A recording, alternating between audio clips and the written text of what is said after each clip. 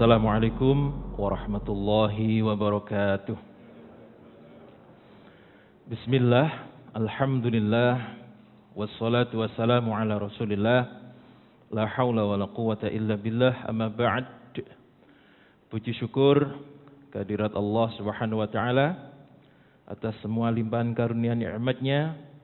Salawat serta salam mari kita selalu aturkan kepada Nabi kita Muhammad sallallahu alaihi wasallam. Mudah-mudahan tempat duduk kita ini adalah salah satu di antara Raudhah min Riyadil Jannah, taman-taman surga di mana Allah mencurahkan rahmatnya, menaungkan sayap-sayap malaikatnya dan menyebut nama kita satu persatu di hadapan para malaikat yang mulia. Amin. Duduk-duduk kita ini dalam rangka mempelajari kisah-kisah tauladan Nabi dan para sahabatnya, agar kita bisa mengambil pelajaran dan agar kita lebih bersemangat untuk menjalankan perintah-perintahnya dan menjalankan sunnah-sunnahnya. Amin ya rabbal alamin. Para jamaah sekalian, kemarin kita sampai kepada perjalanan pulang dari Tabuk menuju ke Madinah. Nah, di perjalanan itu Nabi ingin mendahului rombongan untuk menuju ke bukit yang lebih tinggi dengan tujuan beliau ingin melihat bagaimana keadaan tentara atau pasukannya yang berjumlah 30.000 itu kalau dilihat dari ketinggian. Kemudian beliau mendahului dan menuju ke atas bukit bersama dengan dua orang sahabat, yang satu Ammar bin Yasir, yang kedua adalah Hudzaifah bin Yaman. Nah, para jamaah sekalian, setelah Nabi sampai di atas bukit, ternyata di antara 30.000 pasukan itu ada yang saling berbisik, yang di atas itu kan Muhammad. Benar itu. Kalau begitu, ini adalah kesempatan. Kesempatan untuk apa, Pak? Untuk mendorong Nabi supaya jatuh dan nantinya terbunuh, mati gitu ya. Nah, para jamaah sekalian, kemudian dari rombongan itu keluar 14 orang dengan menutup wajah mengejar Nabi ke atas bukit, tetapi Hudzaifah kemudian menghalau mereka dan ternyata mereka takut dan kembali. Namun yang mengagetkan adalah Nabi mengatakan, wahai Hudzaifah, kamu tahu siapa mereka? Tidak tahu ya Rasulullah, mereka menggunakan tutup wajah. Mereka adalah orang-orang munafik yang ingin membunuhku. Akan saya sebutkan namanya satu persatu, tetapi tolong rahasiakan ini. Nah, para jamaah sekalian, ada 14 orang. Perlu disebut boten, Pak? Untuk nopo? Yang jelas jenengan tidak ada yang kenal 14 orang ini. Tidak mungkin ada sahabat yang namanya masuk di situ. Karena Hudzaifah bin Yaman ini merahasiakan, maka ya saya merahasiakan, Pak.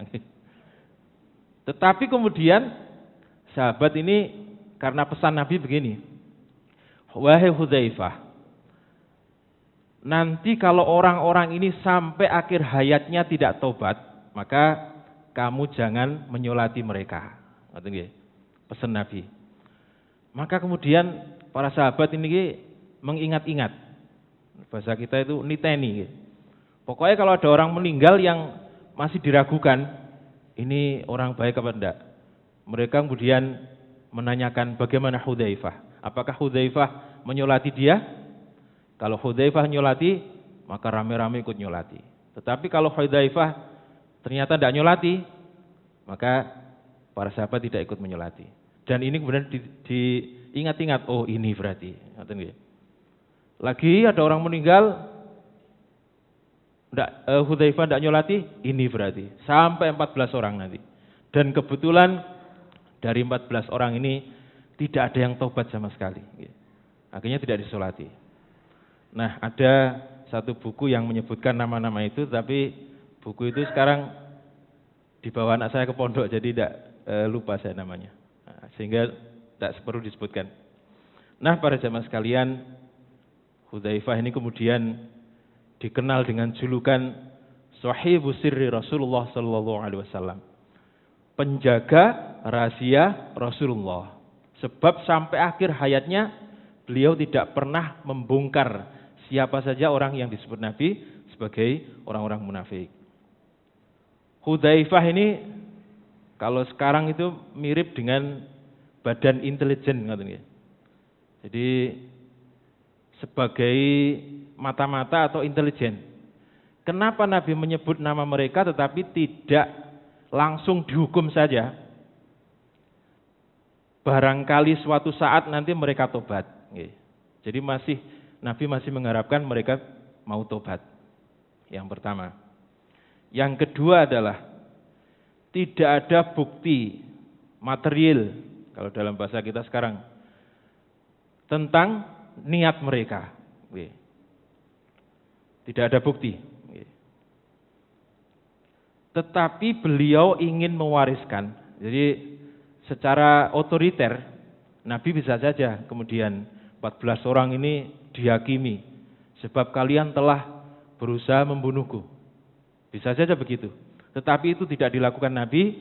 Sebab Nabi ingin mewariskan sesuatu yang bisa dipelajari, sesuatu yang bisa dicontoh, dan bisa ditiru oleh orang banyak setelahnya. Nah nanti kalau model Nabi, ada orang berniat membunuh terus dipanggil, ini dia mau membunuh saya, langsung aja dihabisi. Nanti kepemimpin berikutnya berbahaya. Jangan-jangan terus mereka mengatakan ini mau membunuh saya, bunuh saja, repot nanti. Padahal tidak ada bukti yang cukup. Maka di Indonesia ini kita kenal dengan kalau orang yang mau ditersangkakan itu harus ada nama, Pak? Bukti, bukti material yang cukup. Nah, ini pelajaran besar bagi kita. Nah, kemudian pertanyaannya adalah, kalau misal jenengan ini suatu saat kehilangan, terus mencari orang yang bisa mengetahui paranormal mungkin. Kemudian orang ini menyebut nama seseorang. Apakah ini bisa dijadikan bukti ketika kita melapor ke polisi? Bisa mboten? Tidak bisa, tidak bisa. Tidak bisa dijadikan bukti. Ini bukan berarti saya mengatakan bahwa tidak ada orang yang bisa begitu. Tetapi hal semacam ini bisa disalahgunakan oleh orang-orang yang sebenarnya tidak bisa melihat siapa yang mencuri misalnya. Tetapi kemudian ngaku-ngaku bisa. Sementara kita sendiri tidak bisa ngecek orang ini benar apa salah. Nah ini kan bahaya. Maka kalau itu dikatakan bahwa inilah yang menyuri misalnya, ini akan terjadi efek yang besar. Yang pertama, awalnya kita berhubungan baik dengan orang yang disebut itu. Nah setelah disebut ternyata kita merasa mangkel, kecewa, kemudian curiga. Oh ini toh yang ternyata yang mencuri. Akhirnya apa? Putus hubungan silaturahim. Nah kalau sudah putus hubungan silaturahim, maka itu menjadikan kita menjadi orang jelek. Jadi Allah itu menyuruh menyambung silaturahim, bukan memutus silaturahim. Dengan jenengan mengetahui siapa yang mengambil, ternyata malah putus silaturahim. Nah ini yang tidak diperbolehkan. Jadi Islam tidak menganjurkan hal-hal yang seperti itu, bahkan melarang. Kalau kita mendatangi peramal, kalau dalam bahasa Arabnya kahin, itu 40 hari ibadah kita nggak diterima. Nah, kita khawatir itu, walaupun itu bukan peramal. Kalau peramal itu kan sebelum terjadi. Jadi sekali lagi Islam tidak menganjurkan itu, bahkan melarangnya. Sebab kalau ini dijadikan patokan, maka ilmu pengetahuan, kemudian teknologi akan mandek di situ. Nggak ada CCTV, nggak ada apa-apa. Dan tidak bisa dibuktikan secara logis dan saintifik. Nah, para jamaah sekalian, yang luar biasa adalah Sayyidina Umar ini begitu mendengar Hudzaifah ini disebutkan nama orang-orang munafik, Sayyidina Umar ini bingung. Bingungnya seperti apa? Jangan-jangan saya termasuk 14 orang yang disebut Nabi. Maka Hudzaifah didekati oleh Sayyidina Umar. Hudzaifah, bisa kau beritahu saya? Wahai Umar, ini adalah rahasia Rasulullah. Dan saya sudah berjanji kepada beliau. Yang pertama. Yang kedua, setelah Nabi wafat, didekati lagi, ditanya lagi. Tetap tidak dikasih tahu. Ini adalah rahasia Rasulullah. Dan yang terakhir, ketika beliau menjadi khalifah, wahai Hudzaifah, kamu tahu kan sekarang ini saya menjadi pemimpinmu. Tahu ya Amirul Mukminin? Apakah engkau percaya kepada saya bahwa saya ini orang yang bisa menjaga rahasia? Ya, saya percaya. Kalau begitu, katakanlah, siapa 14 orang itu? Mau mboten kira-kira, Pak? Tetap tidak mau. Wahai Amirul Mukminin, saya sudah berjanji kepada Rasulullah tidak akan menyebutkan kepada siapapun 14 nama tersebut. Masih gundah, Pak. Jangan-jangan saya termasuk 14 orang itu. Mendengar jawaban Hudzaifah bin Yaman ini, yang masih kekeh ini, kemudian pertanyaannya diubah. Kalau begitu gini saja, wahai Hudzaifah, apakah nama saya termasuk yang disebut Nabi itu? Apakah nama saya termasuk yang disebut Rasulullah? Nah, kalau begitu saya bisa jawab. Jawabannya tidak, wahai Amirul Mukminin. Maka kemudian Sayyidina Umar ini alhamdulillah sambil memeluk Sayyidina Hudzaifah. Masya Allah. Jadi beliau ini merasa khawatir itu sudah bertahun-tahun. Jangan-jangan nama saya ini termasuk di antara orang yang disebut oleh Nabi. Kenapa tadi Sayyidina Umar kepo tadi? Sebab beliau khawatir namanya termasuk di dalam 14 orang itu. Masya Allah, luar biasa. Orang sekelas Sayyidina Umar masih khawatir bahwa dia adalah orang munafik. Nah, kalau orang sekelas Sayyidina Umar ini khawatir dia orang-orang munafik, bagaimana dengan kita ini? Kira-kira Bu, kita ini sudah menjadi orang yang mukmin atau masih munafik? Tersebut, Pak. Kita buktikan sekarang. Kira ini sudah mukmin atau masih ada bau-bau munafik? Kita buktikan.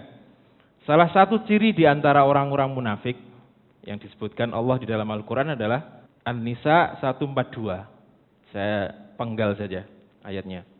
Wa idza qamu ilas sholati qamu kusala. Dan apabila mereka itu sholat, berdiri untuk sholat, mereka berdiri dengan malas. Krungu adzan pemaneh napa mantun maghrib wangsul terus layah-layah habis pulang kerja adzan nisa. Waduh, adzan meneh. Habis layah-layah sebentar nggih. Adzan nisa. Kok moro-moro adzan? Kira-kira begitu nggih. Nah, inilah menjadi muhasabah bagi diri kita. Kita ini sudah termasuk orang yang mukmin atau masih munafik. Kalau berdasarkan ayat tadi, Pak nggih. Disebut masih munafik no? Masih walaupun sedikit nggih. Yang kadarnya jauh nggih dibanding dengan orang-orang yang disebut nabi. Kalau mereka memang benar-benar orang munafik yang ingin menghancurkan Islam. Tetapi kalau kita ini masih ringan, yaitu ketika sholat itu masih malas. Nah, para jemaah sekalian, sekali lagi jawab Hudzaifah adalah tidak, wahai Amirul Mukminin, engkau bukan termasuk orang yang disebut oleh Rasulullah. Maka kemudian Sayyidina Umar ini lega, bertahun-tahun itu Pak, dalam keraguan saya ini orang munafik atau bukan, saya ini orang munafik atau bukan. Nah, setelah disebut itu kemudian beliau merasa plong itu. Orang sekelas Sayyidina Umar, orang terbaik ketiga. Nabi, Sayyidina Abu Bakar, kemudian Sayyidina Umar. Ini orang terbaik ketiga, Bang. Dan beliau termasuk dalam 10 sahabat yang dijamin masuk surga. Masih ada kekhawatiran bahwa beliau adalah orang-orang termasuk orang munafik. Ini pembelajaran bagi kita. Nah, para jamaah sekalian, kemudian setelah kejadian di bukit itu, Nabi kembali menuju ke Madinah. Namun berhentikah orang-orang munafik ini? Lanjut berhenti, Pak. Untuk ngerecoki itu. Tetap lanjut. Mereka masih berusaha untuk yang pertama mencelakai Nabi. Kalau sulit, mereka berusaha untuk memecah belah kaum muslimin, tentara itu. Dan minimal gembosi dari dalam. Nah, di antara upaya-upaya itu yang paling puncak adalah mereka sudah menyiapkan masjid yang dibangun di sebelah Masjid Quba. Tasik keingetan apa Masjid Quba niku? Masjid yang dibangun Nabi pertama kali. Jadi Nabi hijrah sampai ke Madinah. Madinah itu kan luas, Bang.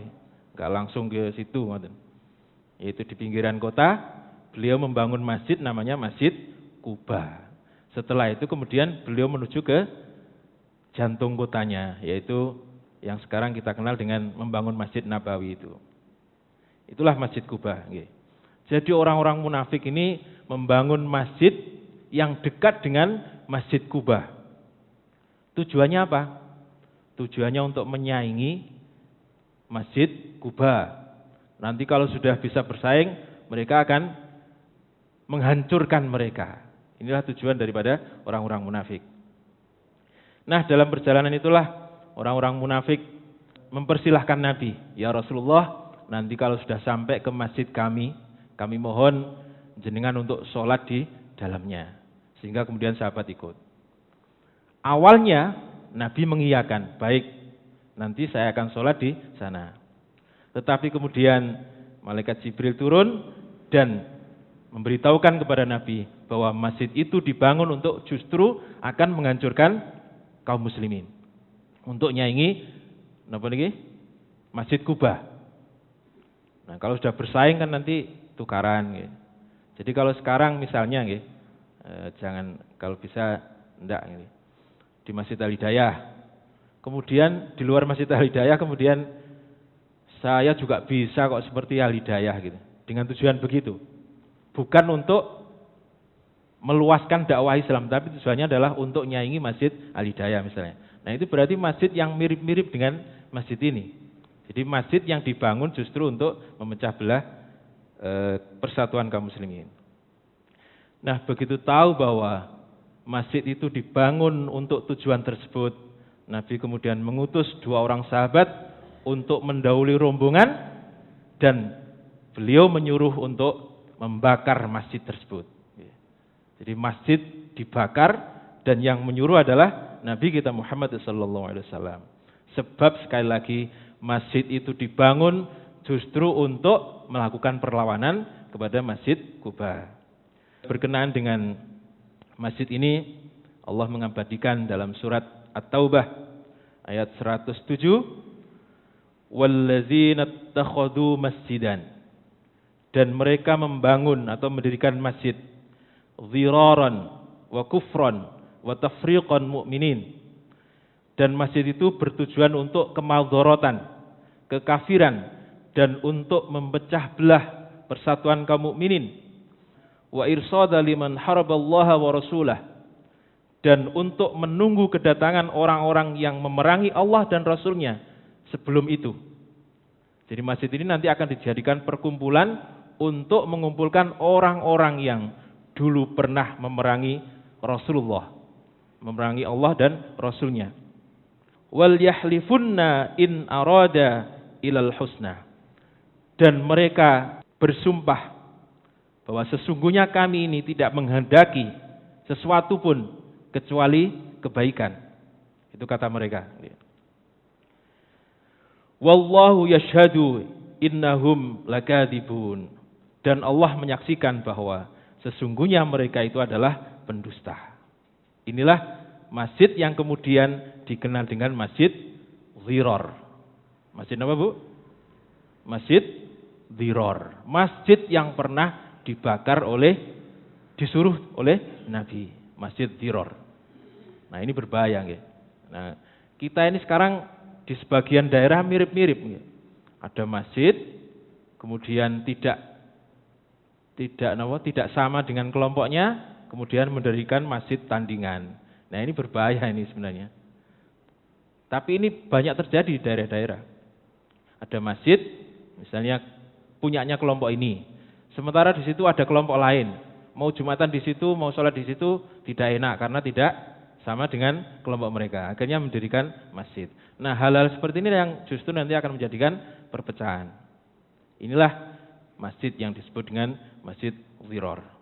Kemudian ayat berikutnya yaitu 108, Allah memuji masjid yang pertama kali dibangun oleh Rasulullah, dan bagaimana pujian itu akan kita bahas pada pertemuan yang akan datang. Demikian, kurang lebihnya mohon maaf, mudah-mudahan manfaat. Wassalamualaikum warahmatullahi wabarakatuh.